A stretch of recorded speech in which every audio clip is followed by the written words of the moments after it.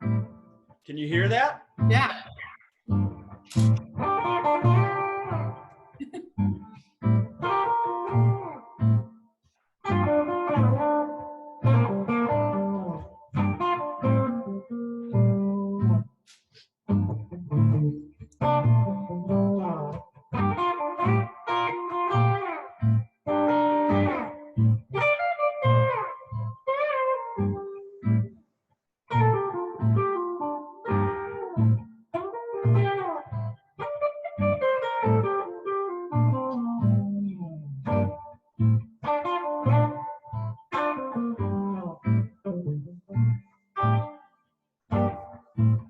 Good enough.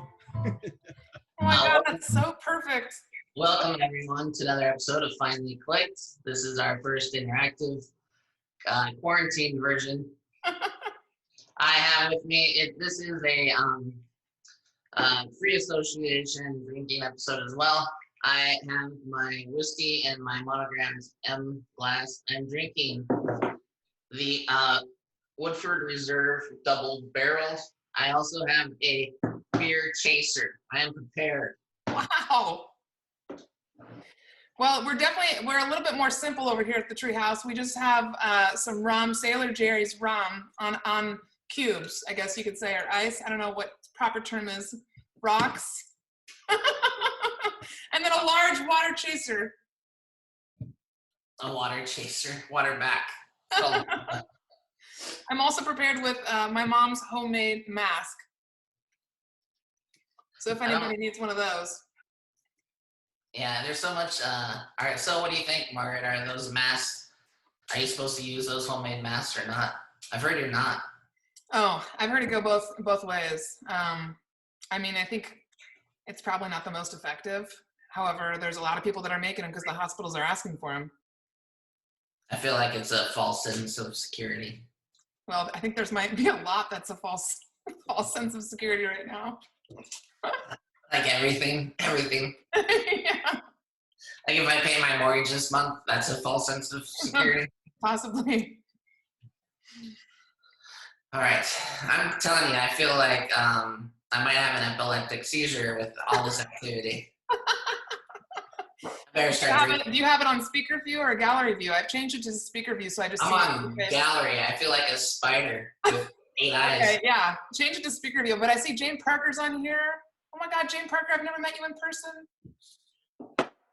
All right, we better make this a podcast, otherwise people are gonna hop off like a. All right, we got a lot of topics to cover. I don't know about you, but the list is long. Oh, really? About everything I'm doing in my house? Like I mopped the floor today. Let's talk about things Jesse hasn't done in 10 years. Mopping the floor is one. Mopping the floor. Using a ring light, 2. Is that a ring light you have up right now? Yep. It's Wow. so bright. What else? Like I said on our little team get together, it's mostly just me walking around telling kids I wouldn't do that if I were you. Just that same line over and over again? Yeah, just, yeah. And pretty soon I can just shorten it to look, I don't think you've ever been in your house for this long either without leaving, like, for some extended amount of time. Not since not being sick, since I haven't been sick for 2.5 years, thanks to my mushroom supplement that I'm such a fan of. Yeah. Which, by the way, is gone. We went online to order some. They're wiped out. Everybody and their mom bought one. And now, like, a bottle that sells for $50 usually is $225. Really? Yeah. Jeez. I have an extra one here if you want mine. I figure since I'm brand new to it, I don't have to start it off right now. Margaret, that's my health plan for the company. If you choose not to participate, I think those do default back to me. Okay. Why don't you take those? I don't know. I've just never gotten into them. But my basic healthcare plan has been hot yoga, drinking lots of water, eating well. You're doing hot yoga at home? Well, yeah, we jack up the heat. We turn on the fireplace. We jack up the heat. I get into our outfits, and we just every night. Dan has no choice. My roommate has no choice. We're doing hot yoga in the living room. We just seal up all the windows. It gets to be. I can make it up to about 95 in here. I was just imagining you in the bathroom with the shower on hot, trying to make it like a hot yoga studio. I do have unlimited hot water, so it's pretty epic. So explain your evening gown of choice today. Margaret, for those that didn't maybe catch the beginning, Margaret is wearing an evening attire. Yes. I've decided, by the way, for those of you that have watched, you know that we talk about online dating. Online dating has seriously moved online since quarantine's happened. So if I don't get to go out, I'm going to be wearing a gown for every Finally Clicked podcast episode that we do from here on out. Online dating has moved online. That's what you just said. Strictly online. Like, it's not just the first date that's like, or just a hello. It's like you are doing Zoom calls online. People are doing Facebook videos. I know. People are taking like online tours of the Louvre. There's stuff to do out there. So I got to be prepared, which means I got to get up. I got to shower. I got to put on makeup still. I got to prepare myself. I appreciate you showering. Hey, you're welcome. Yeah. Whatever I can do. I know. Chelsea, I can't stand. I see Chelsea's like, can you stand up and take a swirl? I'm afraid I can't do that with this dress.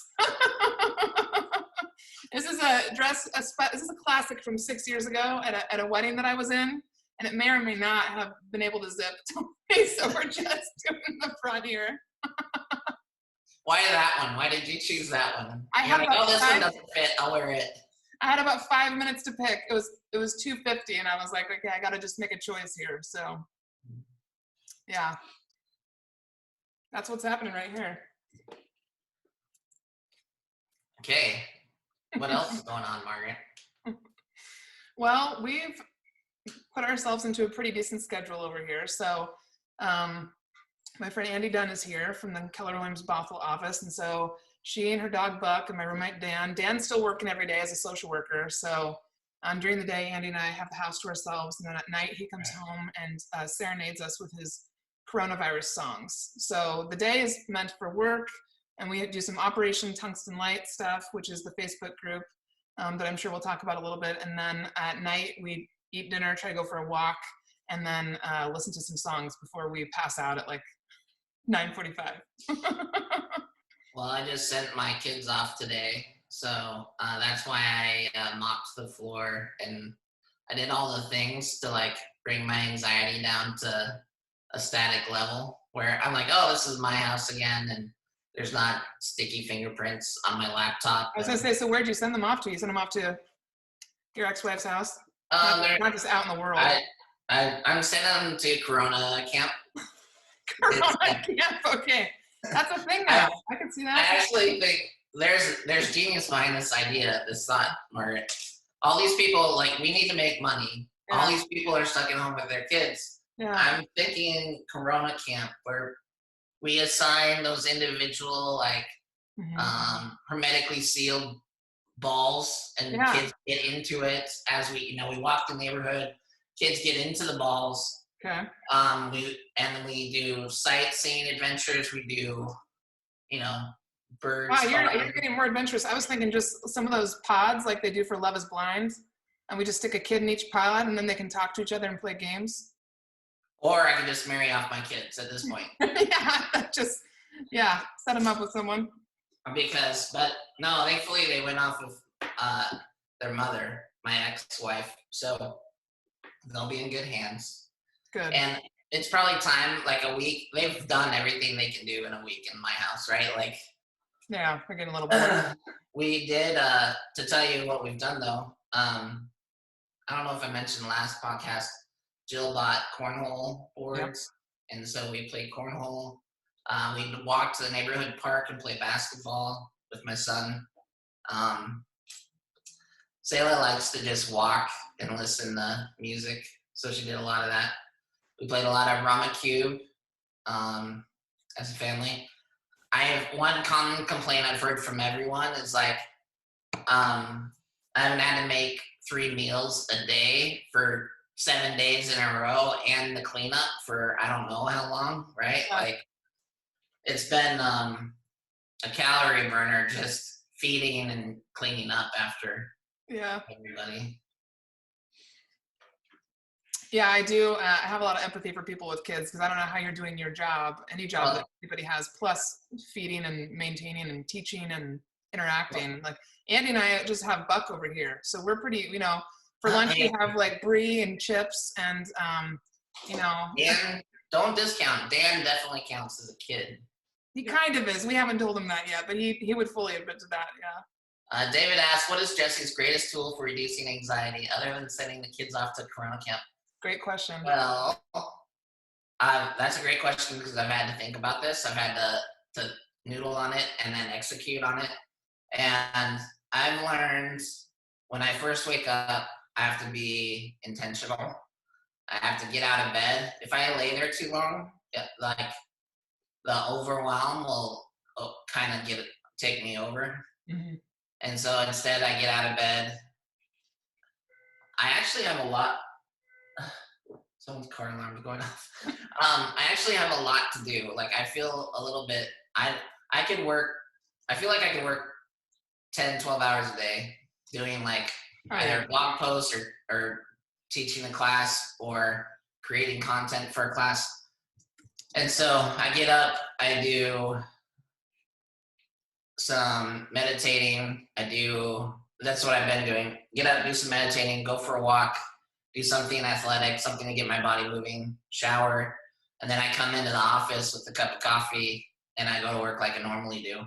Yeah. And just getting something done helps. Even if it's answering an email, but doing something sort of follow up, doing anything to like kind of make this a normal day helps me a lot. And then and keeping a regular schedule as far as like meals and breaks. Yeah.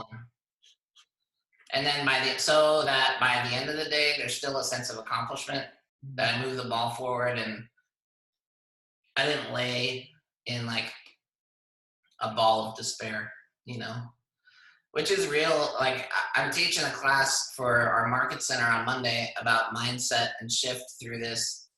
And I'm going to be very literal and real with people. There's a lot of people really, really hurting during this time.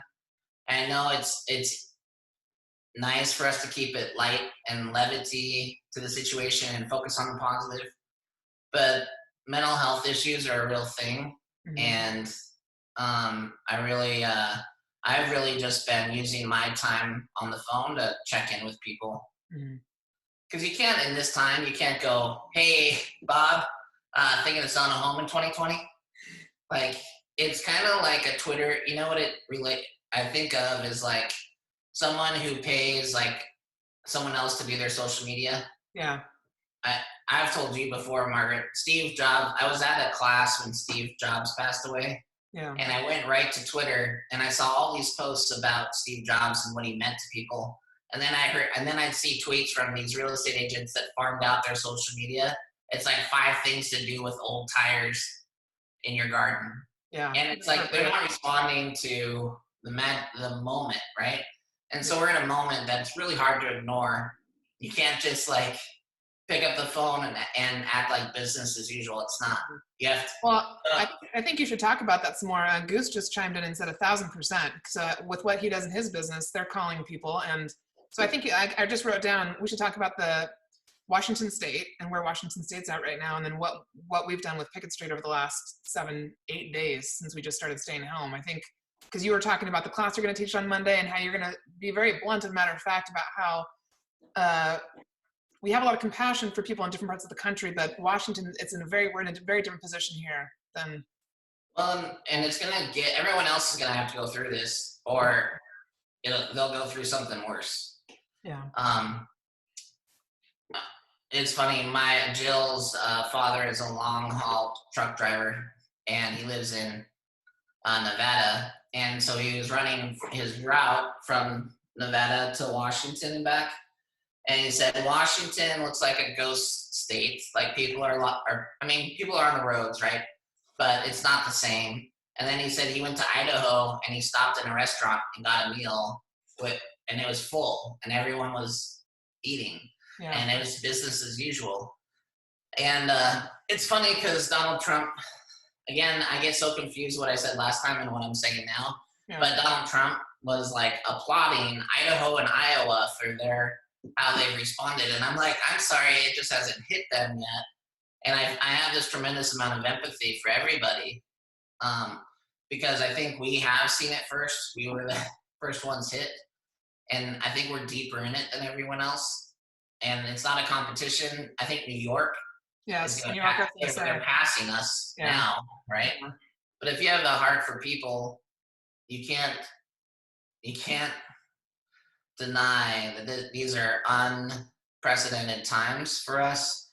And let's talk about it normally. Let's normalize it by talking about it. So I made about 50 calls yesterday. I talked to someone, a client of mine, who mentioned that her husband's father had passed away about a week ago.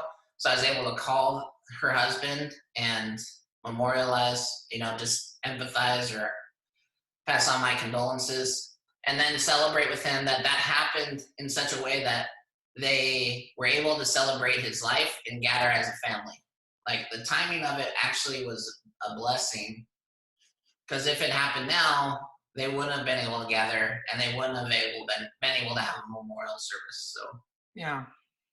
So I think calling people and really, so my point is yes, I believe in positivity. I believe in starting with that mindset. I believe in using all the tools and resources available to you, but don't pretend like everyone else is doing this. Like, realize that there are a lot of people that may not have the same resources as you, either financially or mentally, and make sure you reach out to people and check on them.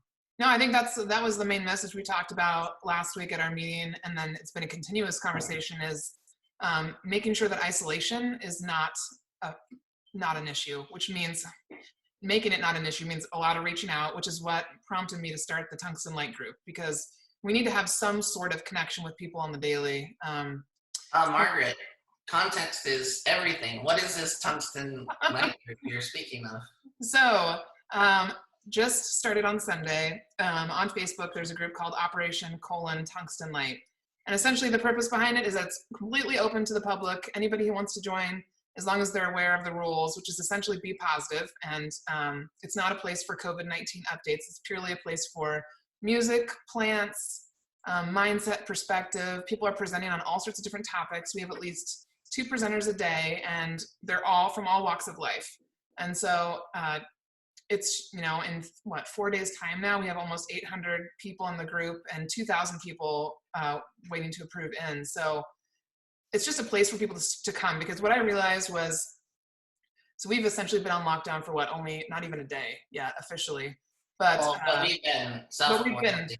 we've been at our house now for 10 days. And so about 24 hours in, I realized, after talking to a couple girls that were supposed to come to the 2020 Pacific Northwest retreat, that there was absolutely real fear happening, and kind of this feeling like they were in the dark, whether they were at home alone or even if they were at home with their kids and their partners, not understanding, or none of us really knowing what's going to happen. They needed something to grab onto, and not just the normal.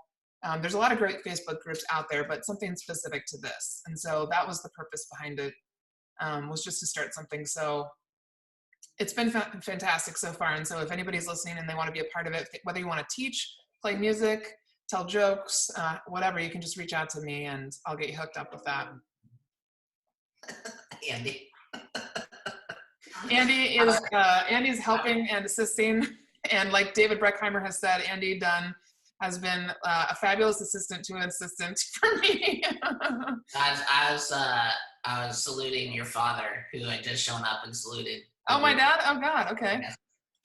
I saw Jennifer DeTore just popped in and said, there have been several stories about how West Virginia was the last state to get confirmed cases, not because of how they handled it, but because they refused to provide COVID-19 tests for people who were sure they had it.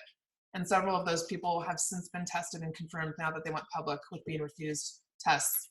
And to your point, Jesse, it's not a competition. Some people are talking about it like it is. Yeah. Yeah. Yeah.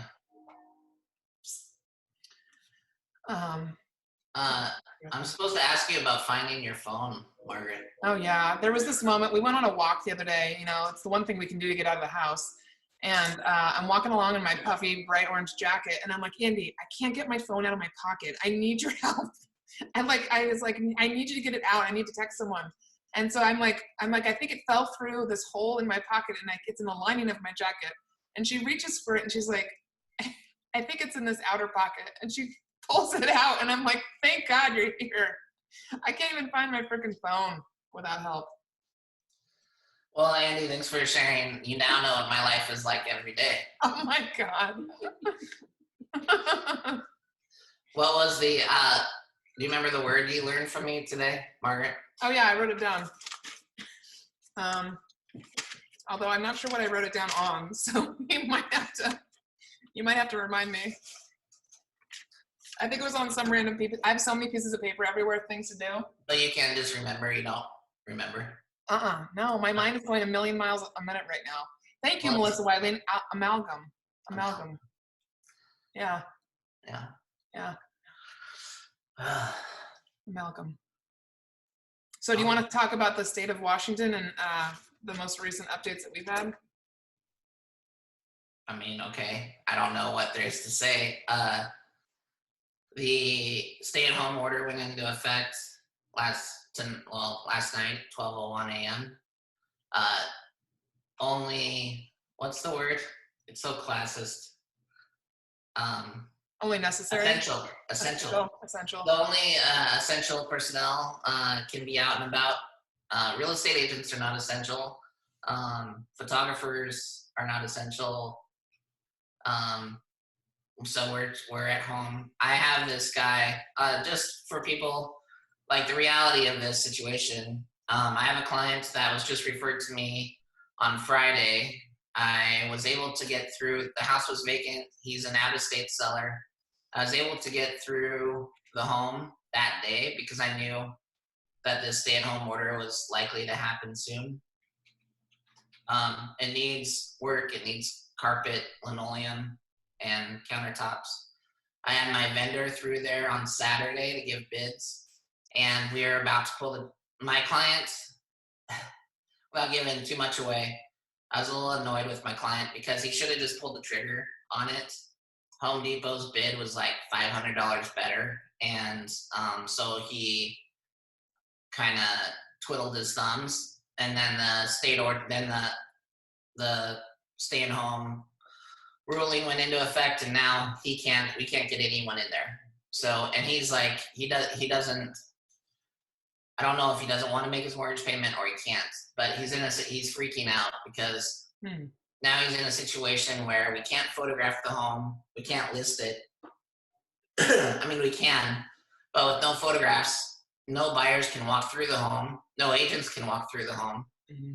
You'd have to basically buy a home sight unseen with no pictures, no nothing. I mean, it doesn't make sense, right? And at the same time, he can't put a tenant in there now. And so let's hope it's only 2 weeks. I don't believe it'll be 2 weeks. I believe it'll be more.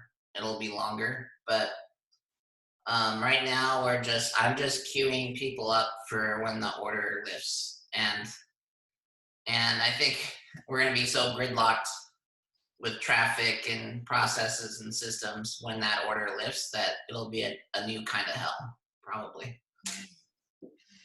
But as far as the state goes, essential personnel, it's business as usual. Maybe you're working harder, more, longer hours. Jill is a nurse. She can pick up as many shifts as she wants right now. They're always asking for help. Although now nurses are starting to come down with COVID-19, and it appears that the more you're around exposure, the worse your case may be, which is an interesting aside or an interesting symptom of the virus. So that really has a lot of nurses. It's really interesting in general because we talk about the real estate industry. I like to talk about business. The medical industry is super effed up when it comes to taking care of their people. Mm-hmm. And so you have these nurses and doctors and all these people in medical fields risking their lives. And not all of them are saying this, but it's, I want to say it's in the back of a lot of their heads, which is, why am I doing it? Like, what am I doing this for? In the sense, I mean, they want to serve the public and they want to do a common good. And at the same time, hospital administrators are jacking them around. They're not giving them the protections they're not giving them hazard pay. They're not giving them protections. I guess what I'm really worried about in the medical field is, again, the sustained state of vigilance. Yeah. I'm really worried about a sustained state of vigilance for everybody. Yeah. I think keeping a positive attitude and doing this and being stuck in your home for 10 days is one thing. I think doing that and having to go to work, like, I just have such a heart for people, all these nurses and doctors that have kids that are at home. Mm-hmm. So mom and dad are working 60 plus hours a week and the kids are home that whole time. Yeah. Yeah.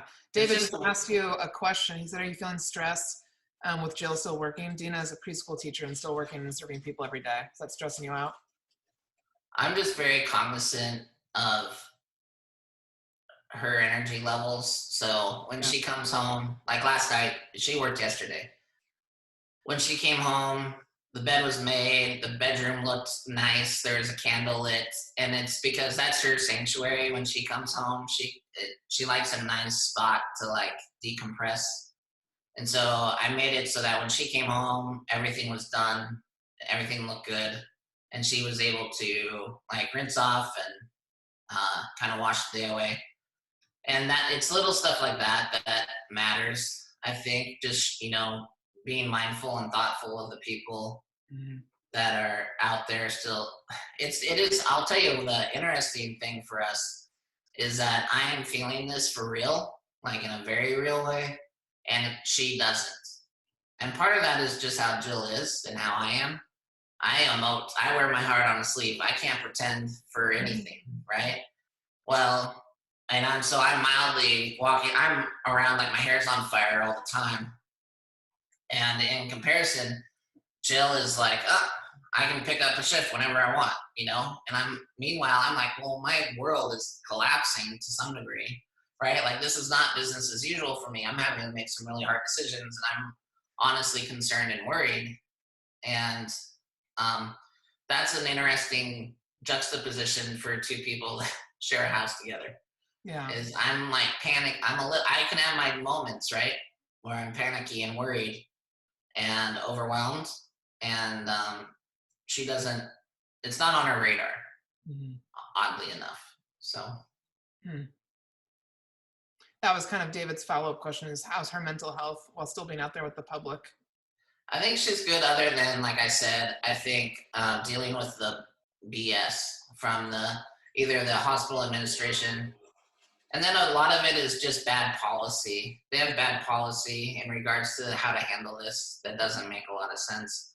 And then you run into people, and I've said it before, and I don't care what your anti-vax stance is, but just in this moment, can you realize that it doesn't make a lot of sense to me, and I don't like it? And it's hard for when medical professionals are putting their lives on the line, and then people who research stuff, they read an article on Facebook, and now they're ignoring the express will and consent of medical professionals.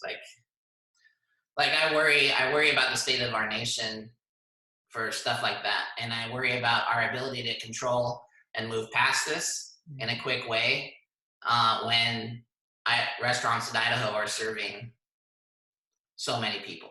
You know what I mean? Like, that's the frustrating part, is we're in lockdown. We've been in lockdown for a long period of time voluntarily, and now we're in a stay-at-home order. And when you see people not taking it seriously and not, I know, listen, I get it. I have a business to run too, but we all feel that's the great part of this, is I wish people would understand that this isn't the end of the world. If it is, there's nothing we can do about it, but it's not. And so if it's not, then wait this out. Let's see the good that comes out of it. And the good news is that everyone will understand. Everyone will understand if your business doesn't look, it's not Instagram ready. You know what I mean? Like, everyone is used to putting on a good face and talking about the market and doing this. And I really feel like this is our moment to go, okay, hey, you know what? Some people are suffering right now, and I might be, my business is important to me. I want it to do well. And that's not the most important thing right now. Well, you just brought up like a bunch of different topics that we could talk about. One is leadership. And if I spend a little bit of time every single day thinking about if I were in leadership and politics at not only the Washington state level, but the national level, what would I be doing differently? Or how would I be like approaching problems and issues? And then secondly, you brought up being Instagram ready, which just makes me giggle a little bit because I think what's happening on the small business level, just from the Pickett Street perspective and Finally Clicked perspective, is that for people like us who have a presence online, we're the people that are sticking out because people know that we're here. They're looking to us for information, maybe distraction, maybe connection, something like that. And I think what this is for us, and I've talked to you about this privately and with the team, is that I think it's an opportunity, honestly. And that's partially why I've had such a positive attitude, unless my mom knows something I don't, and she like had me hardwired for positivity. But I have not yet I've had some anxiety moments for sure. And though, when everybody's on the same playing field and nobody can say what's happening for sure, we're all in the same boat. And like we've had to talk about before, everybody's going to have to flex. So you're not really helping anything by allowing yourself to join in on the hysteria. Now, there's some people that I understand can't help that. They don't have the ability to do that, and I totally get that. And yet, I kind of see this as like it's going to weed out some people. It's going to weed out businesses in terms of just looking at business. It's going to weed out businesses. It's going to weed out people who are not authentic, people who don't have the ability to market in a way that translates to people and what they really need right now. So there's a bunch of topics you just hit right there. Yeah, well, and just so people know my heart, what I'm worried about, the reason I'm mad at people that aren't following the order or that aren't being careful is that, again, the longer this lasts, the worse it is. And my real concern is that the medical fallout of this virus is one thing, the mental fallout is another. Mm-hmm. And there is a real concern that if this takes too long or lasts too long, that the mortality from suicide is going to exceed the death rate from the virus itself. And so I don't want to fearmonger. I just want to say, pay attention. Like, you guys have to reach out to everybody that you know and see how they're doing and check in with them, because they're probably not raising their hands. And they're probably not saying, hey, I'm really, really having a hard time with this. Yeah. And really all we need is a friend. All we really need is objectivity. We need someone who knows us and loves us to just say it's going to be okay for in that moment, you know? Yeah. People have been posting. Goose posted, I still call him Goose. He asked if you've seen the new stimulus bill. He said it should help cover payroll for a few months and may not need to be paid back if it's used for payroll. Yeah, Goose, if you can study that for me and give me the results. No, I fully am going to break all of those things down. I'm going to be applying. And that's the thing, I guess, since our audience is our audience is business owners. One thing I do want everyone to understand, and I've had this conversation with my team, is that these are unprecedented times. I am good with my money, I'm good with reserves, but I'm not impervious to shifts in the market. I'm not impervious to seasonal changes. And the reality is the timing of this is really unfortunate for a lot of people, including restaurants. Winter is the slowest time for a lot of businesses. They use their reserves to get through the winter. And March and April is when they start to make money. And so these people this is a double whammy for them. They've used their reserves, and this was supposed to be the time where they replenish those reserves. And so for that reason, I'm happy. I'm going to be taking a look at the small business loan, because I think it's it's going to be an unprecedented time for loan approval when it comes to these loans, because again, everybody's in this boat. Everybody understands. Mhm. It's just not like I told Cody, a friend of mine, I said this in passing. I don't think he understood exactly what I meant, but it's that it's one thing to drive your business into the ground, right? Like there's a stigma attached to that. And that's why people may not talk about it or be open about it. But this doesn't count. Like this is out of your hands. And if you stayed home for the sanctity of human life, I think people are going to be understanding when it comes to business decisions. And so, for that said, if you've been laid off during this time, please realize that part of that is probably because there's more services available to you at any other point. And so it's different to lay someone off now than it would have been like in December. You know what I mean? Yeah. And so like it was important for me not to lay people off during Christmas or during the holidays. Mhm. But laying people off now is kind of a harsh reality that everybody has to look at to some degree. And one of the reasons we have to look at it is because there are services in place that weren't available to everybody before. This is an unparalleled, unprecedented event that has far-reaching impact on everyone, and all of us are going to have to come together and help one another out.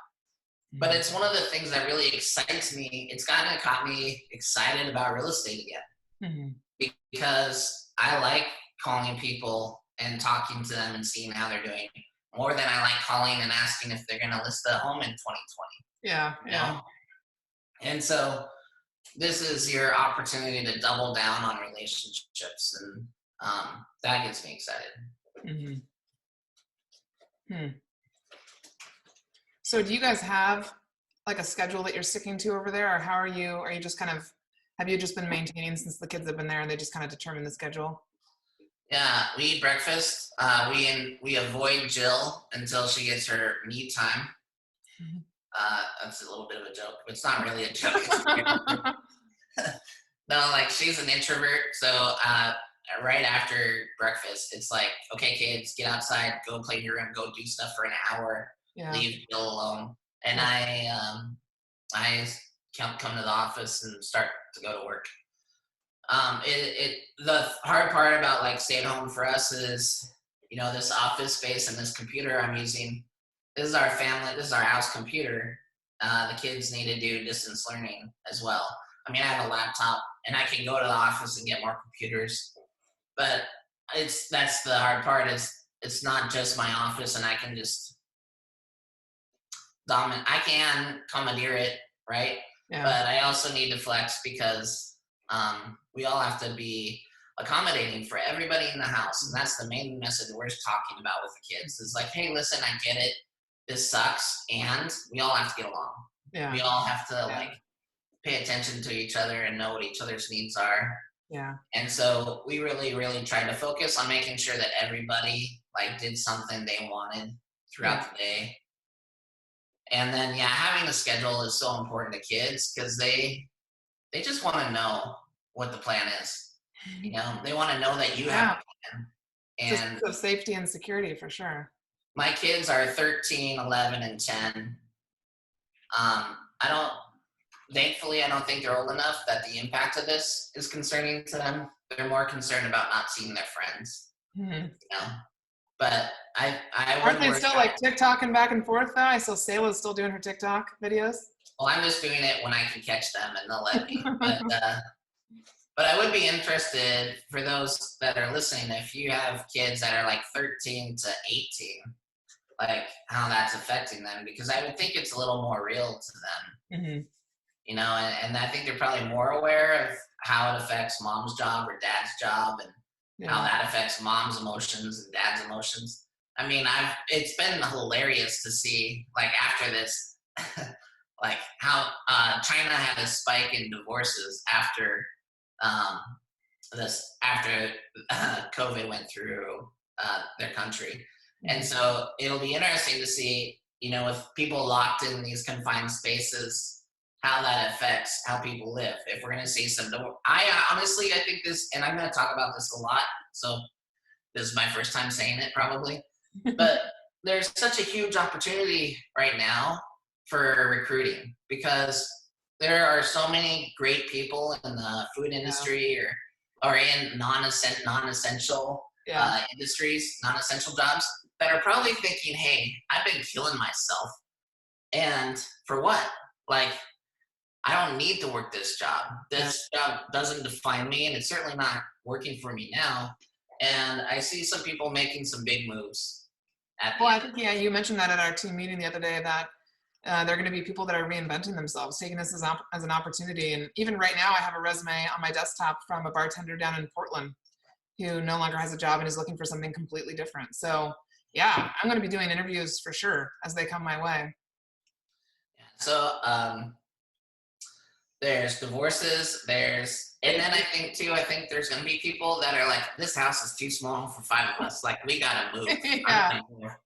I also think that in the Seattle area, there's a lot of people like that have been living paycheck to paycheck. Yep. And I think after this, they're going to say, yeah, I don't want to do this anymore. Yeah. And I can see them picking up and moving out of the area to more affordable places. So I think this is so interesting as like a anthropological study to look at this and see how it affects us afterward. I think a lot of people are going to make some big changes in their life after this. Yeah.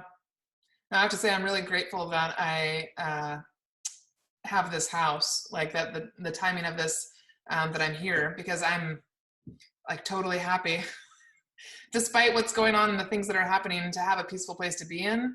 If I were like a family of 5 in a 1,000 square foot house, like if I were in the house that I grew up in with my brothers and my mom and my dad, we would be in tight quarters, and it's a completely different mental health situation.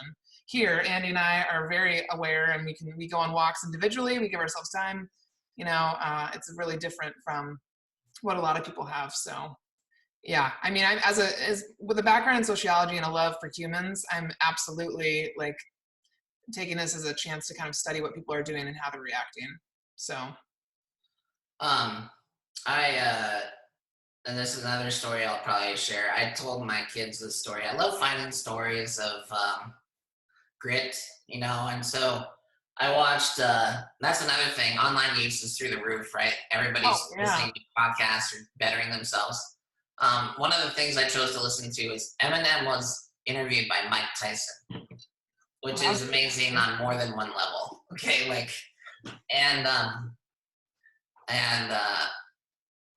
Eminem, Mike didn't know much about Eminem, it didn't sound like, and so he's asking about his come up story. And a couple of weeks ago, we watched 8 Mile with the kids. In hindsight, I'm surprised by that decision. It was Jill's idea. And I'm the type of person that I love art, and I want my kids to be able to appreciate art. I try not to censor too much around them, but they can hear it, but they can't say it, type of stuff, right? Well, we fast forwarded through some parts on 8 Mile, but the kids really, really loved it. And both of my boys can recite Godzilla word for word. And it's been fun because I can talk Eminem all day with them. And so I told them about Eminem, who was working in a factory, was doing rap. He changed his factory schedule. So every Saturday night at 4 p.m. he could go rap battle. And then some girl recruits him to her rap battle team. He doesn't have any money, so she flies into LA, where he participates in a nationwide rap battle. And as he's on the plane, he's thinking, I have to win this. My rent's due. I'm going to be evicted if I don't win this. Like, my life is over if I don't win this. So he goes there. He gets second place out of hundreds of people, right? He gets second place, which he wins $0. He flies home. All of his stuff is on the lawn. His landlord had evicted him while he was gone. He had to break back in to get some possessions. And so he's sitting there on the lawn thinking, what am I gonna do? Like I've done everything I can do. And his phone rings. And it's Dr. Dre. And what happened is while he's at the rap battle, this guy came up to him. After he lost, this guy came up to him and said, hey man, do you have a CD? And he goes, yes. And he throws him the CD. That guy gave it to Jimmy Iovine. Jimmy Iovine is a huge, like one of the world's biggest music producers and co-founder of Beats with Dr. Dre. Jimmy Iovine gives it to Dr. Dre, and Dr. Dre calls him while he's on the lawn looking at all of his stuff, right? And I'm like, and then that's it. That's it. That was the moment. And so I look for any story where I can look at my kids and say, you never stop trying. You never quit, because it could be the next phone call that you get. Mm-hmm. And I don't know what sparked that whole idea or thought or process, but I've just been, that's a great story for me to listen to. And I have similar stories. I saved an Instagram story that I might read today. That is someone that I admire. And I have to say, like, I'm a sucker for this stuff. Like, if you want to get me going and you want to get me emotional and you want to get me passionate, then tell me a story of someone with their back against the wall and how they overcame it, because that's inspiring to me. So are you saying that's what you're trying to make happen for us right now? We're just gonna wait till our back's really up against the wall. I'm doing it for my kids and for me and for everyone. Like, I mean, and that's the thread you have to hang on to. That's the thread you have to look for. I feel like you just have to find a thread and latch on. Yeah. And carry that with you throughout the day. And then, put it down before you go to sleep. And then when you wake up, pick it back up again. Yeah. Well, while you were talking, David had a great point or a question. He said he also thinks there's going to be a lot of people with very short memories around this situation, and it will not really affect any real change. What's your thought on that perspective? I'll tell you what my thought is. I'll tell you what my thought is.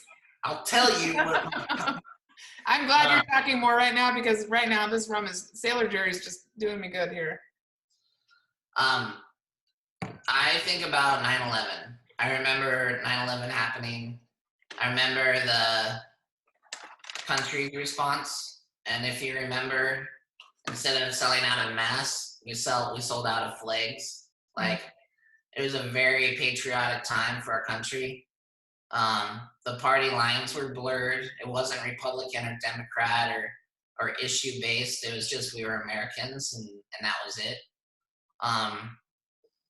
I think this is going to be a grassroots. I think the difference is 9/11 affected us nationally as a country. I feel like this is different. It affects us. I think this works on so many different levels. I think it makes us a better citizen in the world. Yeah. As a country, we're going to have something in common. But the thing that it's really going to reach out to or like build is these local community networks. Yeah. And that's what I want to spearhead with our business. Is I want to be the one that reaches out and checks on people and does those things. Because at the end of the day, I'll tell you the thing that was really killing me about real estate. One of the things was this, was just the lack of caring about humanity and how everything came down to money and commissions and how much are you going to charge me? And Redfin's going to charge me this much, or the fact that I invest in a listing and then that it doesn't sell through no fault of my own. Yeah. Like, that is it's hard it doesn't fill my gas tank. Yeah. And so I feel like how we can differentiate ourselves is being like, this is a great book for people to read during this time, The Road Less Stupid. And the reason I recommend it is because he doesn't mince his words. He tells it to you like he's your parent and tells you what to do. And in that book, he just makes it super clear that it doesn't really matter what's going on, that if you really if you want it to be like a no-brainer for your clients to choose you, how do you make that true? Yeah. Right?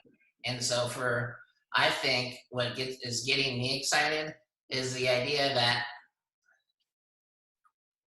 I don't believe in PTA real estate agents, really, Jessica, except for you. But you know what I mean? That idea that people built their businesses off of their social networks, Yeah. like off of the PTA of their school. Yeah. And when the internet came, it kind of killed that model to some degree. Now that everyone kills it, you just have to pick a model and kill that model, and you'll be great. And there's a lot of people who have excelled at that model, but this is the pendulum swinging back away from the internet and back towards humanity, back towards like being in front of people and dealing with people head on. And I think after this, honestly, if we do this right and we reach out to everyone, at the end of this, clients won't be interviewing Redfin. They won't be interviewing other people that they don't know, that didn't check in with them, that they aren't in community with. And I really think my charge, our mission now is to just make sure everyone knows we care about them and we're reaching out to them.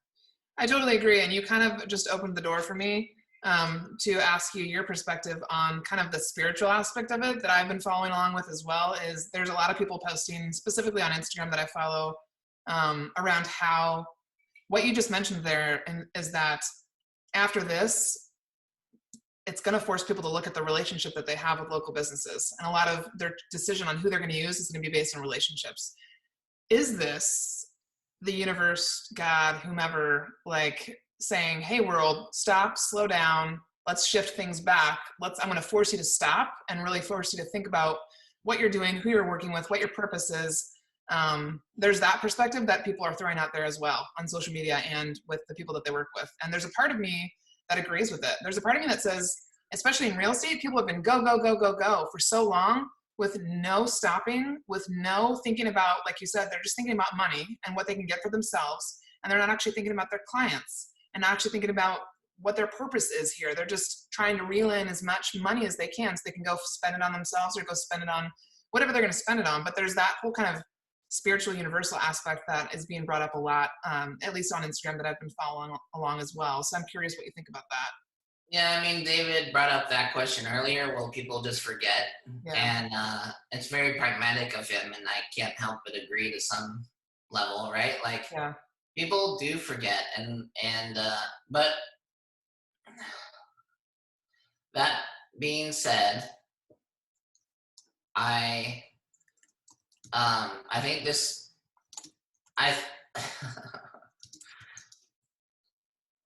that being said, I think that a lot of things needed to change.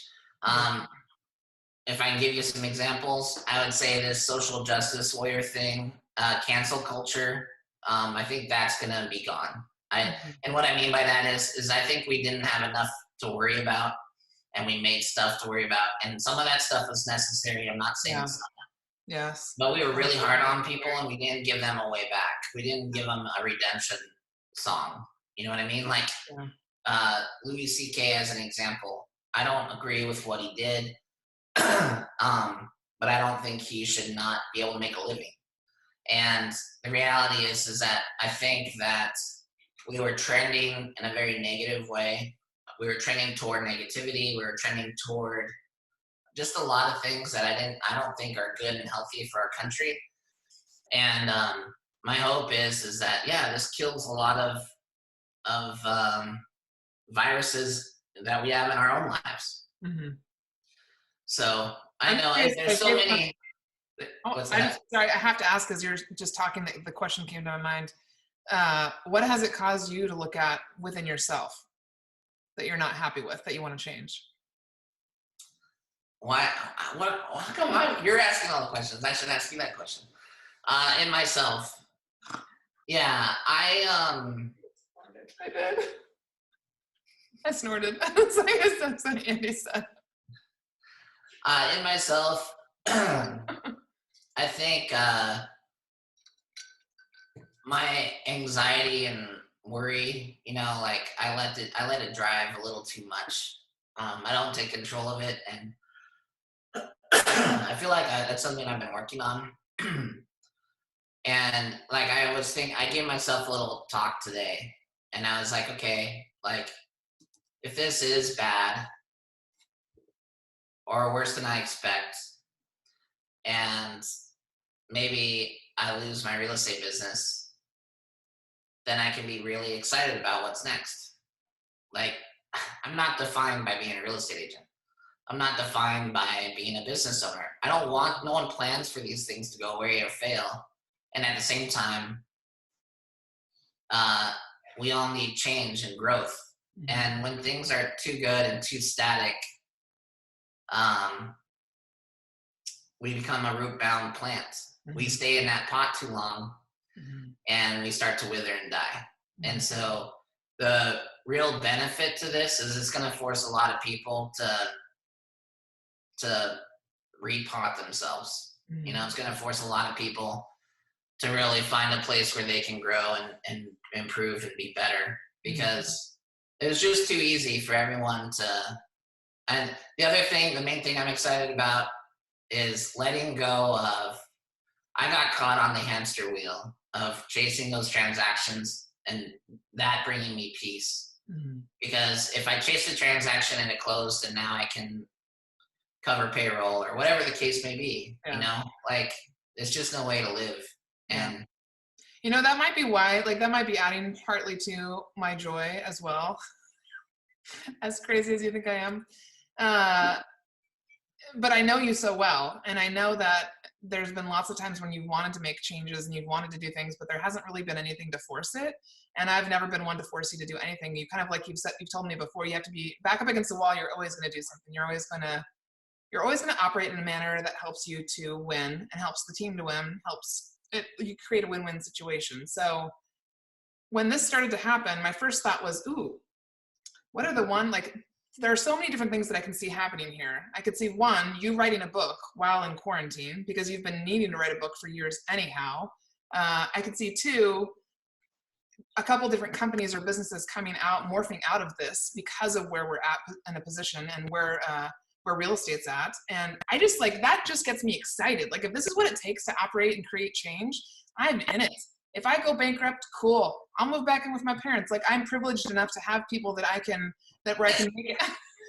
No, that's not happening.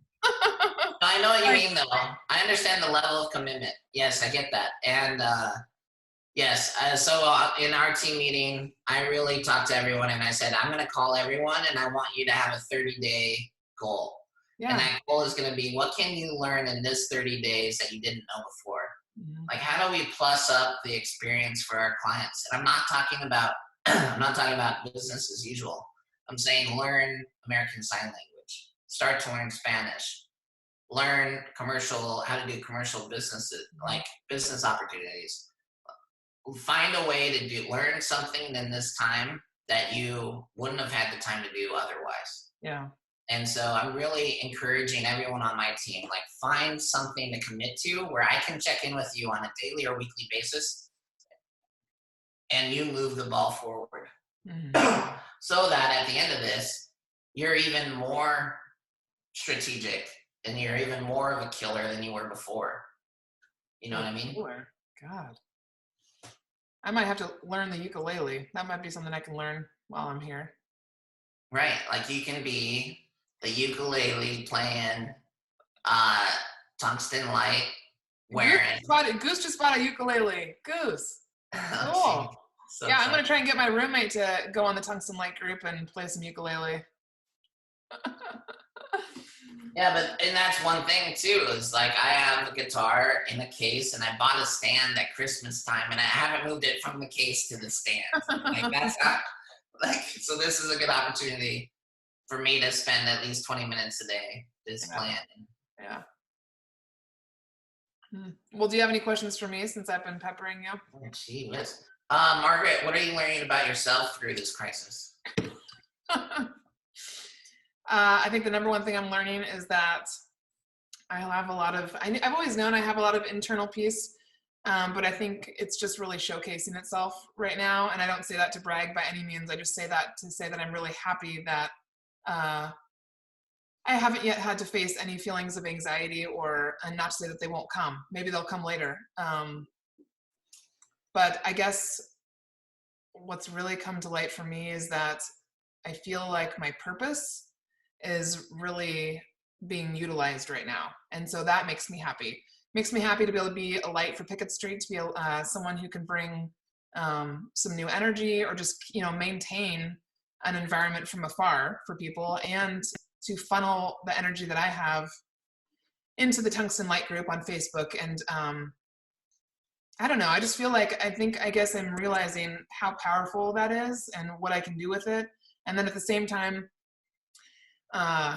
some of you know that I've had like different things happen over the last 10 days that have really caused me to sit back and say, why is that impacting me? Why is that making me angry, making me sad, making me frustrated? And so it has given me, I haven't given myself the time yet, but I am, like Andy will tell you, since she's been here with me, I am not someone to to sit down and take a break. She was like, do you even know how to do that? And I said, well, we're going to find out. And so it's been I've had to be really purposeful about stopping a couple times during the day and meditating, or stopping to think, which is something that our book is talking about right now, thinking time.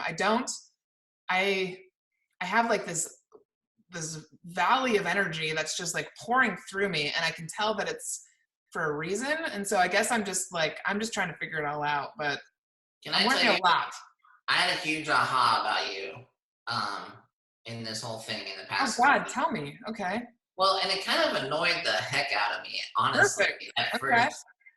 Well, and it's one of those things, like, I've observed about you, and I kind of knew it in the back of my mind, but I'm like, oh no, this is the form that, like, she's pressed out of. Like, you are, and it was, like, in the face of all this, we've been dealing with this for a while, the COVID-19. We've been dealing with it. It's been, like, I've been a mess. I mean, I think I've done pretty well, but it's been hard for me, and because, again, it's been a month or more of the unknown and being worried and concerned. And you are infallible. You're just walking around like someone tied daisies to your hair, and like the sun is perpetually shining on every side of your body. And I'm like, what is going? Do you not get this? Do you not understand? Like the sky's falling, and you're sitting here humming and skipping through the halls. And then I realized, and then something happened that stole your energy, and you were on fire. Your hair was on fire.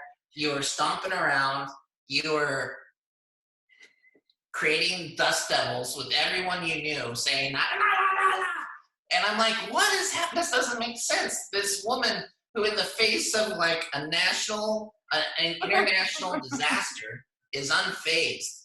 But this one person tugs your pigtail, and you're off. You're like off. And I'm like, oh my gosh, okay. Like, I've known that you only care about energy for a while now. And but that really brought it home for me, where when you mess with Margaret's energy, you mess with Margaret. You can do anything outside of that, and it won't affect you. But if it affects your energy, it's going to get your attention. That's truth. Absolutely. Because I think that's what I'm realizing is that, and Sarah wrote this in the comments, as long as you're identifying the emotions you're experiencing, the key is you're identifying them. I think, and maybe that will be something I have to write about, because when I talk to people, and especially like my BU workshop that I've done a couple times now, it's all about internal, right? And the fact is that if you are strong internally, there's nothing outside that can really impact that. And that's what I'm realizing is that I have, and that I'm so grateful for. Not to say that it never gets impacted, but there's very little that can impact it. But when someone messes with my energy or messes with that makes me very angry. And so, that's that was a very clear example. And so I'm learning from that as well. And I don't know where to put it yet. I'm telling you, honestly, like, I understand that that's the reality of it for you, and I'm still trying to figure out like how that works. But I don't mind it because it's you, and you are a pretty phenomenal human being, and I like you operating at your highest level, and so it's important for me to know this about you. It would kind of be like if you related it to if someone were to mess with your sanctuary, if someone were to mess with your home or your space, or like crumbs all over the floor, the entire house. Imagine right now crumbs over the entire floor. Like it's kind of like so here's the thing though. So yes, I get that, and I can't just go off. I think that's what I'm trying to and not understanding yet is while I understand that's true about you, I still think there's an opportunity for growth there. Oh, sure, for sure. There's always freaking opportunity for growth. There's eternal opportunity. What I'm looking at right now is I'm looking at the reasoning behind it. I'm looking at it and I'm saying, what exactly is it, not about that person, but about me, that's causing me to react in such a way? Because my reactions to everything else, all I can control is my own reaction to this event, to people, to business, to everything. Why am I not able to do this? And I think it's because essentially I'm misunderstood in this situation. So like with you, in the first couple of years of Pickett Street, we were both misunderstood by each other. And I would get very angry and very upset about that. So if I feel like I'm putting out a clear message and it's being misinterpreted, and I've been very clear about the fact that I come from love, I come from kindness, I come from giving, if that's being told back to me that that's not what's being received, it's very hard for me to accept that, I guess. And so I think that's what I'm learning through this, but can I tell you a story? You know I love stories. I don't know if it'll help or not. Okay. My son is not gifted verbally yet. Okay, he's 11 years old. It's hard for him to express it. If he starts to tell a story, all of us, our eyes roll back into our head because, hang on, we're going on a David ride. Like it's going to take him 10 minutes to say something that should take 30 seconds. And that's hard for me because I'm a very impatient person. And he's very defensive. He's a very defensive kid. He's very like his father. Like his humor is a little cutting, a little biting, a little too on point. And he can be a little judgy, and he can be very defensive at the drop of a hat. And when he feels misunderstood and really, how do I say this in a nice way? I understand. I don't have a relationship with my father. And so I'm very cognitive about how I treat my kids because I always want to be in relationship with them. And sometimes I don't always know the answer. Sometimes they do things and I want to respond because it's inside of me. And I just want to, and I have a hard time controlling it. And it's not abusive physically. It might be verbally abusive sometimes. It might be a lot of things. And so I do my best to educate myself. And I do my best to give myself tools and resources so that I don't respond in that way. And in the moment when David is upset because we're not understanding him, him being understood doesn't change the equation. And so my question for you is being understood by that person that important? It shouldn't be, right? That's I think one of the hurdles I have to get over. Because misunderstood. You've probably, I know you've felt misunderstood for much of your life. I have felt misunderstood as well. I mean, as much as I've had like this blissful, amazing life with my family, and but I was quiet for most of my life. Like this is the most I've spoken in 7 years. The last 7 years I've been with Pickett Street I've probably spoken more in the last 7 years than I've spoken my life times 4. And so I spent most of my life not saying anything. So sitting in a classroom, having people say things about me or talk about me or whatever, and not ever saying anything in return. Imagine all of that pent up energy coming out now.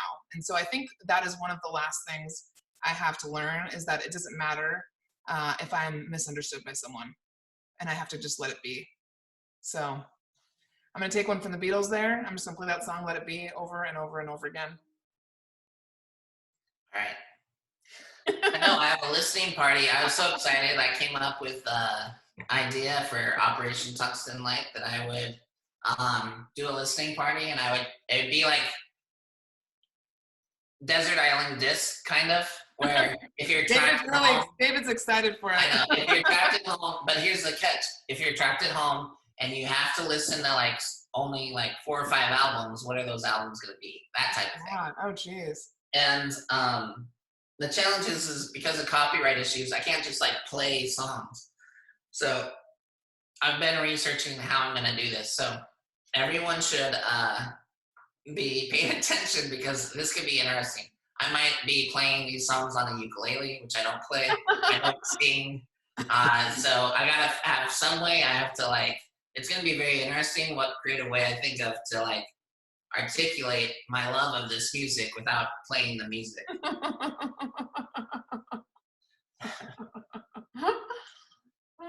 It seems so appropriate that I would pick like the hardest thing that's probably illegal to do. But that's coming up next Wednesday night at 6 p.m. Yeah. And I'm a heck of a dancer, David Breckheimer. You wouldn't know it, but yeah, growing up on a ranch when you had to entertain all the ladies that came through, that was kind of your job. Yep. People are kind of giving you ideas too. Sarah's saying you could tell us the song and we could pull it up. Totally. I know. Well, I want to figure it out. I'm gonna figure it out. Yeah. I have time. So you have all the time in the world right now. I just have to write a blog post, write a class, teach a class. There you go. And then, figure out how to. I think I actually, in my research, found that Spotify was trying to launch a listening service where you could listen with friends, but the record industry killed that. And so that's another thing I'm excited that might come out of this whole thing. There's a couple things. I think people are going to be less selfish in general. I think corporations are going to be less selfish in general. And so I'm hopeful that we'll see artists being able to share their music and their art in new and exciting ways without the restrictions of kind of corporate bureaucracy. Yeah. And then I'm excited for the technology that's going to come out of this too. Yeah. With people being at home, and they're really worried about commercial real estate right now because all these people are being forced to work at home, and they're finding that productivity may not be dipping in some segments. And so these people might be able to let go of $1 million+ leases and let people work from home. Mm-hmm. And that's going to create this whole new technology sector. Yep. Advancements in technology, I think, are going to be exciting as well. I was curious if you'd thought about that at all for us with Pickett Street. I mean, I know how much you love being in the office, but have you thought at all about if this is going to change us into more of a virtual type company? Well, I'll put this out there. Wow, how do I say this? Gee. I love Keller Williams, and I don't see us leaving Keller Williams. Mm-hmm. And at the same time, without that office space, if we don't need that office space, there are more options for us in general. Mm-hmm. And I'm not saying if we don't do the office space, we wouldn't be at Keller Williams. I think it's more complicated than that. Yeah. I think I actually talked to, and I think everyone should talk to their market center, talk to your team leader, talk to your OPs, because market centers have to draft a response to their agents right now also. Yeah. They have to take a look at rents, and if they're going to charge rents to the agents. Mm-hmm. They have to take a look at caps, and if they're going to do something to market centers have to respond to this as well. Yeah. You can't, and I don't know, I don't want to speak ill of our market center. I don't know if they're doing anything. They're not doing anything right now, and they're going to have to do something. And just like all of this is going to make us more community minded, and we will live or die based on how we respond to this, that is true of market centers as well. Oh, for sure. If you don't pay attention to your agents and what they're going through right now, if they have to choose between rent and payroll, your rent's not getting paid. And so I really, market centers have to take a look at this. You better come up with something that works. I'm a landlord. I own rental properties. I know my tenants are unlikely to pay their rent. I better come up with a policy or a program that acknowledges the situation we're in and provides relief, because that's going to be far better than them staying until I have to evict them or any number of worse scenarios. Yeah, David Breckheimer just said the value conversation is going to get real, as it should. And that's what David, I don't know if you heard me when you stepped away, but that's what I'm really excited about as well, because I don't want to compete. I'm tired of competing with Redfin and discounters and people that don't understand our value and what we bring to the table. My team, with our experience and the team members I have, you got to be kidding me. If you want to pay 1% list fee, go work with Redfin. You know what I mean? Like I hope this changes the conversation, and that if we show up the right way, we aren't talking about that anymore. Yeah.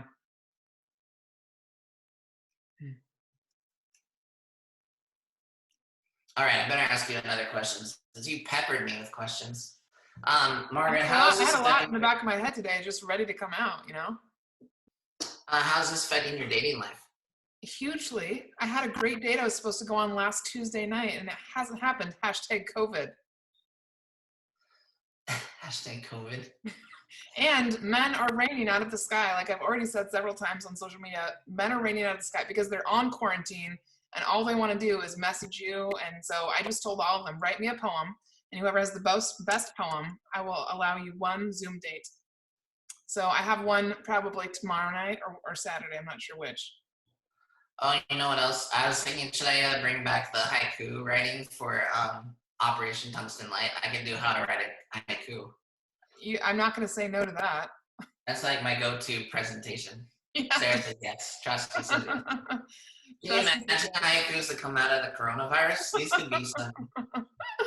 Absolutely. We could publish a book and sell it and give the money to admin throughout the United States. Sarah says yes, totally. I think Jennifer Dettori would really like that too. All right, Margaret, I feel like we should wrap this up. Probably appropriate. I don't know how long we've been going for. How's it drink? It's good. It's about time for dinner though. It's 4:22. I think it's time to eat something. Oh, I could have lit up at 4:20. Oh my gosh. I didn't though. That was a conversation. I thought about like stepping away halfway, lighting up, and then coming back and see if you guys could tell the difference. You would totally tell the difference, by the way. Yeah, by the way. But I'm a professional. Hey, were you gonna read an Instagram story though? Oh, yes. Yeah. Thanks for having me. Melissa, are you 84 in quarantine? What does that mean? 84 in quarantine, though. Dinner at 4:30. Oh. No, what do you mean? Melissa Weidling with the question that stumps the host. Perfect. Dinner time is 4:30. You know what, Melissa? Some of us like to go to bed at a reasonable time. Unlike Melissa, I went to her last night and I said, Melissa, it's 11 o'clock. Why are you not asleep yet? You know, you got to go to bed. You got to go to sleep. You got to get rest. Yes, Goose, that is really early. David Breckheimer, yes, he would like to see us do a session on the 4 agreements. Yeah, we got a podcast on that, but for Tungsten Light would be cool. I love the 4 agreements, so I'm happy. Yeah. Such a good book. All right, should I read or not yet? Yeah, read. We'll close it out with that. All right. This is not going to be a funny read. This is going to be Serious? Well, yeah. This is something I identify with. So this gal, her Instagram handle is Run Candace Run. She lives in Leavenworth, Washington. She has no idea who I am. She plans and organizes ultra marathons, high endurance races throughout the United States. Amazing. Like there's one that she does over in Clay Ellum, the Tiana Way something or other, and it's like 108 miles. And then I think she's a planner for the Moab 200, which is a 208-mile race. This woman is inspiring. Like, I can't imagine running 200 miles, but I've been following her for a while, and I saw this post today and tagged it. It's extremely disorienting to reemerge from the backcountry and realize how much the world has changed. So she's kind of like Jared Leto. She went into the backcountry for a race, and then like 10 days later, came out and found the world in its current state. Filling up gas today, I saw a woman wash her hands for a full 3 minutes. A man randomly said "tortoise" to me in the station, and I stared at him blankly. "Tortoise," he repeated. Still, I don't know how to respond what he meant. He pointed to my rabbit hoodie with the words "rabbit," and he said, "Just trying to make people smile each day. You got this." And I smiled at him, turning a corner and almost crying because it was so kind and so sad at the same time. This video is from one of the toughest 2-day stretches I finished on the Arizona Trail.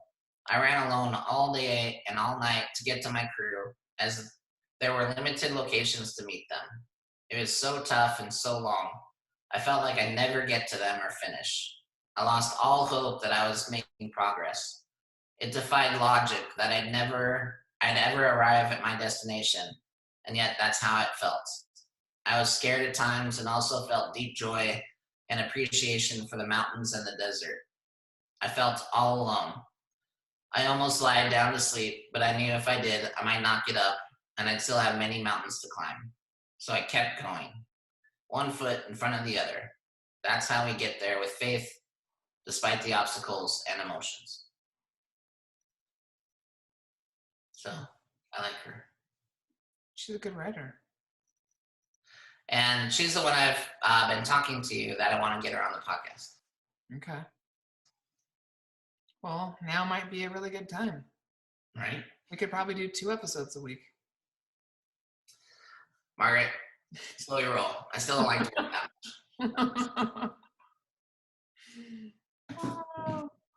Does anyone want to chime in? I think we should allow people to chime in at the end if they want. Oh, yeah. You mean like with their actual voice? Yeah. Oh, yeah. Let's do it. I'm going to change Any it back to questions? flower Anyone view. want to chime in?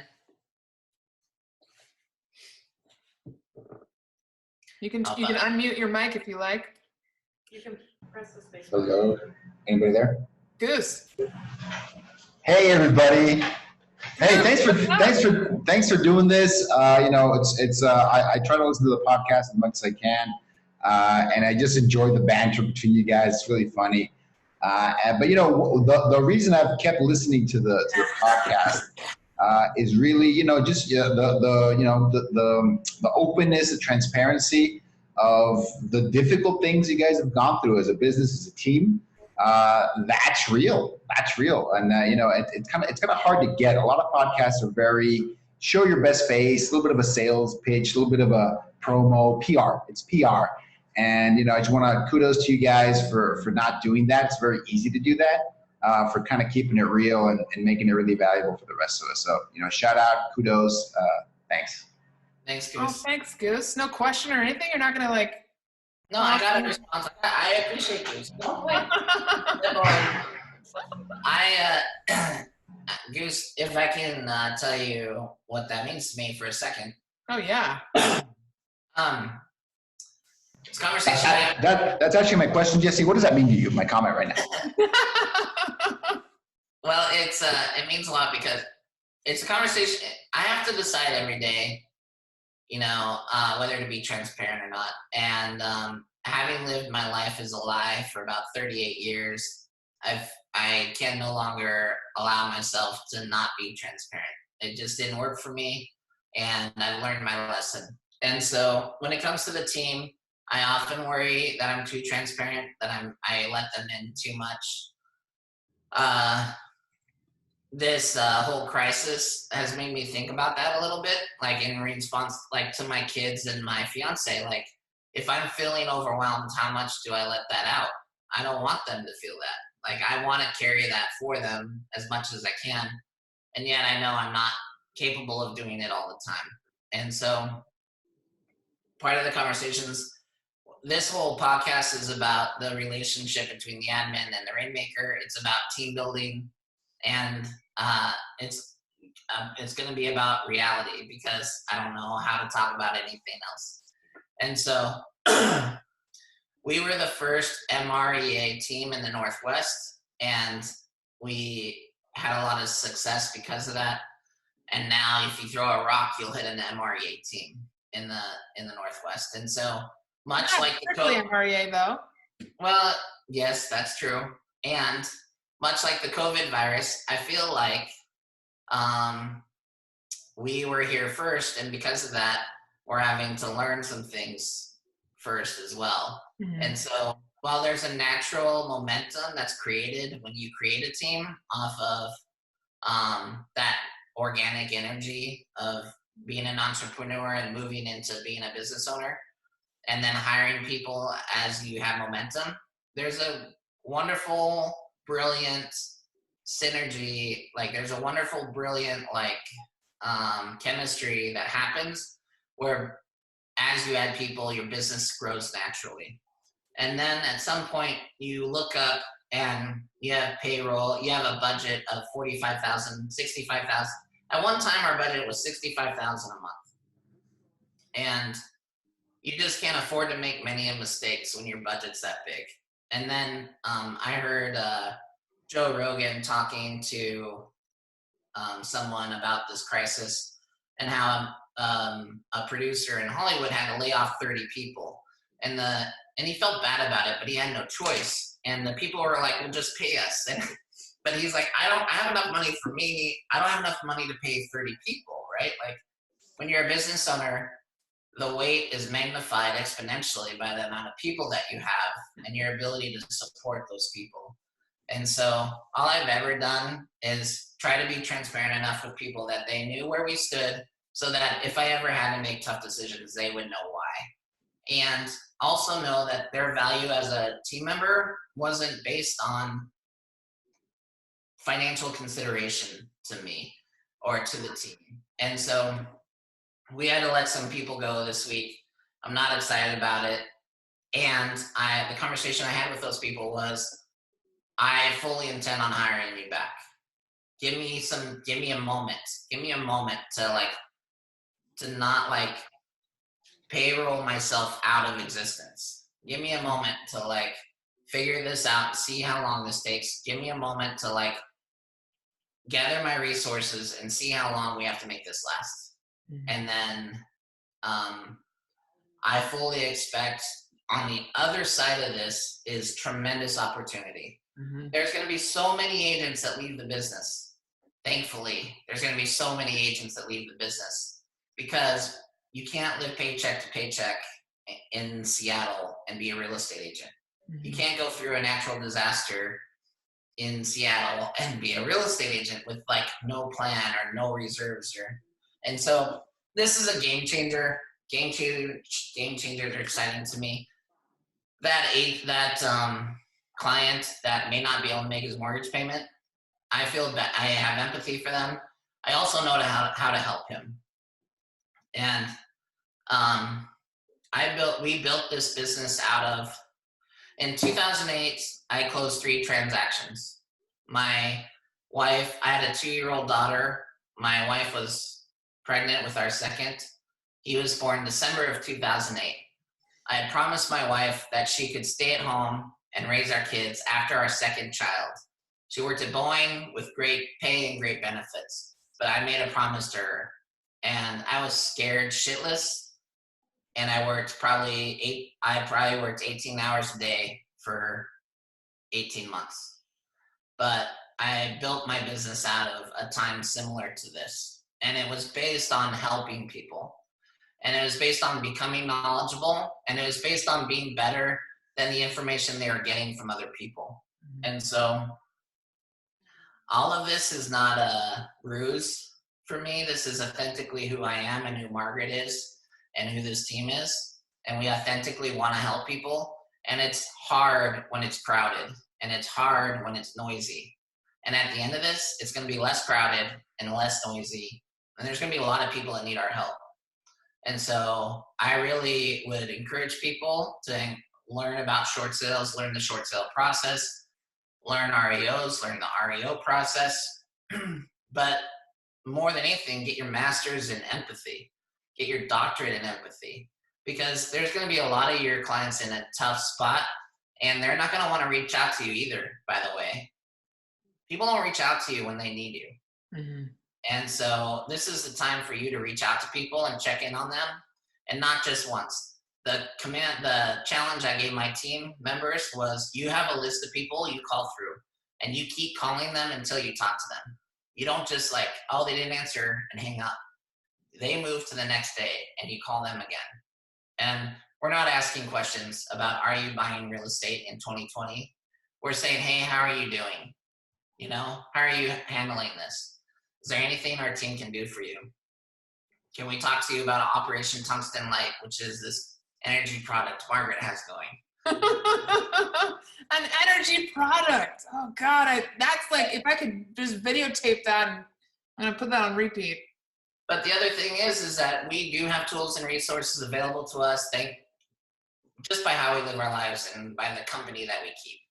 And so we have better tools and resources available to us than most people, because of Gary Keller, because of Keller Williams, Jay Papasan, the books, because of the classes that we take, because we are learning based, and because of the coaching that we get. And so lean on that and call your people. And if they're in a bad spot, help them out. And I'm not talking financially. If you can financially, great. If you can't, then help them out emotionally.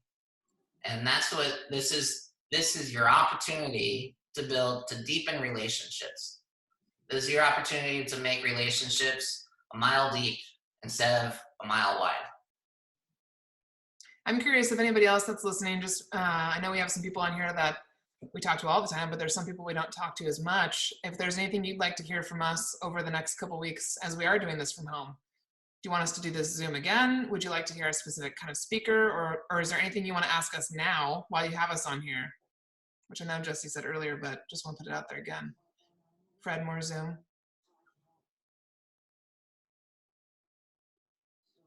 It's so fun watching your guys' blank faces as you sit there. Come on, people. Because then it will echo in here. Oh, did you move your cereal? Oh, you have one cereal up there. Did you strategically move the camera, Melissa? There you go. Thank you. I like how you went towards artwork. That's fine. Myself. I like seeing your commitment to breakfast cereals at the same time. David, what was going to say? Right? Like how, I mean, you can't right now. I'm the only one in the house, thank God, right now. But normally you'd see my kids like running around in the background and doing stuff. Or the Roomba, like going down. So Jesse, if you don't mind me saying, is because I'm not going to cry, because I'm not a crier. No. I'm a crier. I will totally cry happily. You know me, I'm a basket case. So here's the deal is I want to call you out, and in a positive light, is I loved when you told your story and you'd said that this is all very real to you and it's very authentic to you. And you're attracted to authenticity. And I think you know pretty clearly that there's just been something about members of your team that I've connected with pretty incredibly over the last couple of years. I'm in freaking Minnesota. You guys are in Washington. Yeah, in Minnesota. Okay. And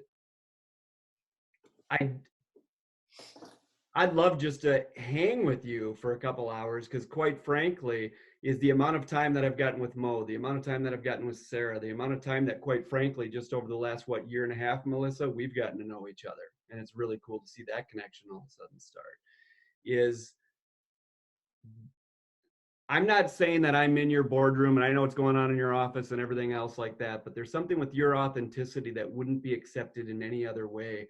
And that rings through the people I've connected with on your team. And you know that's not, I'm not just talking here. You know for a fact the connections that I have with your team are very crazy real. And so I loved hearing you talk about that and bringing up the word authenticity. Because that's very real in the relationships I have with the very specific people on your team. And you know that also rings that, to me, that's not one person on your team. That's been multiple people on your team. So even the people that are on your team that I haven't gotten to know as well personally and hang out with and spend as much time with and be on personal calls with and everything, that it rings true to me that that's not just those people I'm talking to. That is that team. That is the character of that team. Sure. And so I wanted to point that out because I'm listening to you the last, whatever it was, 3 to 5 minutes that you talked, and I'm like, oh, frick. So I just want to say that, you know, you and I think we have a mutual respect and love for each other, but we haven't spent that much time with each other because I think that we both see authenticity as I know. I feel like a valuable thing. I feel like you're the father-in-law of all my team members. Like I don't know you directly, but I'm like heard a lot about you, and I'm like, oh, okay, like you got to pass the David test, you know? Like, no, I get it for real.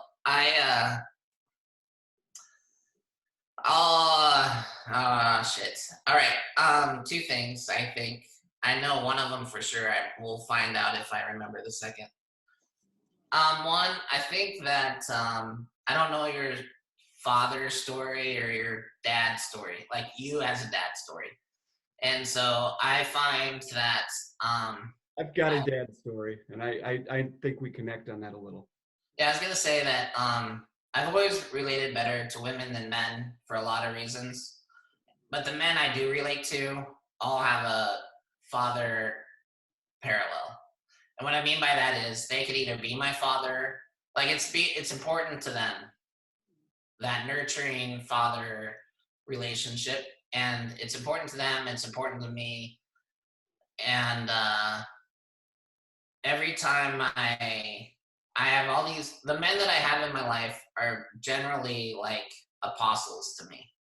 They generally are mentors that look out for me, and they see the value in me. And with very little discussion or very little back and forth.